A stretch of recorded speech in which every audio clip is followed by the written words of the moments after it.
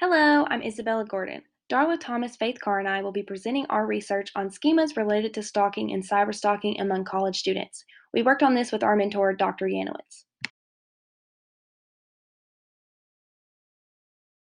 This study seeks to understand the current schemas of stalking behaviors. Particularly, we are gathering data to investigate the schemas of college students in today's society.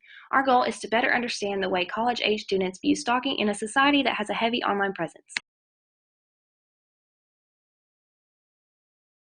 Stalking is a recurring issue that has presented itself in different forms throughout history. Criminologists and psychologists have studied the behaviors attributed to stalking and the different forms of stalking that can occur. The term stalking refers to an individual who is presenting a persistent unwanted behavior towards another individual. Although there is a clear definition labeling what stalking is, each individual's schema or their organization of events varies.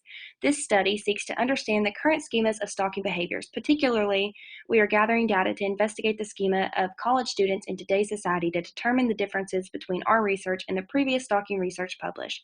With the internet being a huge part of socializing today, stalking could even be seen online. Cyberstalking refers to the persistent, unwanted behavior towards another individual through the use of the internet. We hypothesized if college students are asked to write a schema of stalking, then their schema will include aspects of physical stalking rather than cyberstalking, unless cyberstalking is mentioned in the directions. Based on prior knowledge of social media use and the definition of cyberstalking, we believe that our college-age participants will not consider certain online behaviors as stalking. We believe that through social media use, a lot of cyberstalking behaviors are not considered as threatening as physical stalking. Online personal information is easily accessible for cyberstalkers to claim a victim. We want to see if participants change their schemas after being exposed to an explanation of cyberstalking. Our survey was offered to all Intro to Psych students at Arkansas State through SONA. We asked participants to describe their schemas of stalking in 3 different sections: what leads to stalking, what happens during stalking, and what happens after stalking. Participants were then randomly placed into one of the 3 different conditions and asked to describe their schema of stalking. In Condition 1, participants were told the operational definition of stalking within the instructions. In Condition 2, participants were told the operational definition of cyberstalking within instructions. And finally, in Condition 3, participants were told the operational definition of stalking and that it can include all types such as cyberstalking or a combination of online or in person.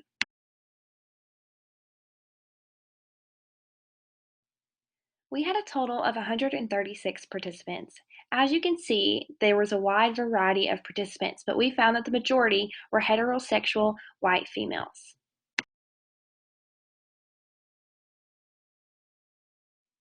The authors read the responses from the participants, and coding was discussed based on behaviors commonly recurring.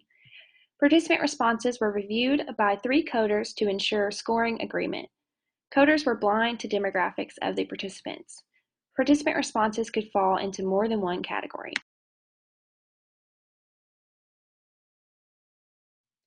Regardless of condition, we focused on the top 5 behaviors of participants described in the leading up to stalking section. For example, a participant wrote, obsessing over every post of the person. This falls into the obsession category of scoring.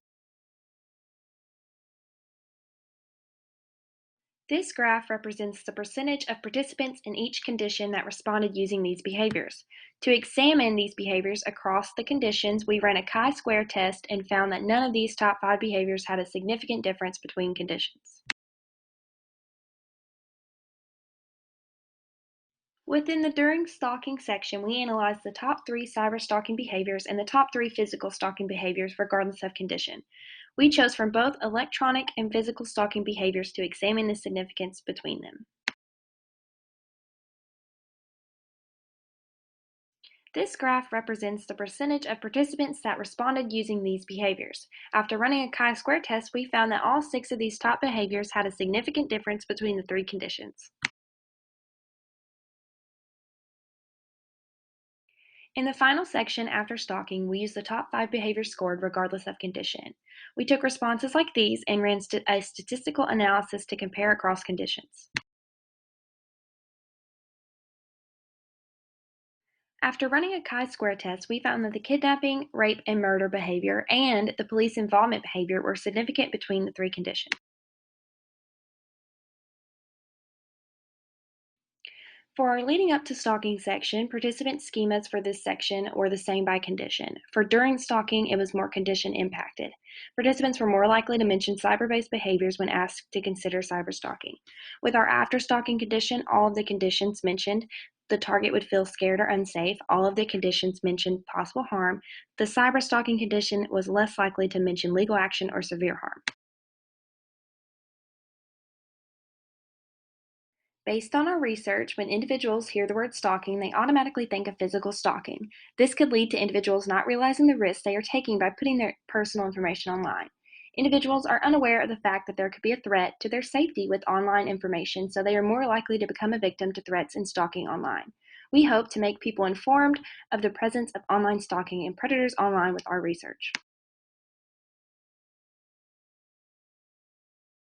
To further our research, one could use this data to replicate this experiment and expand the number of participants and have more variability of the demographic and age groups.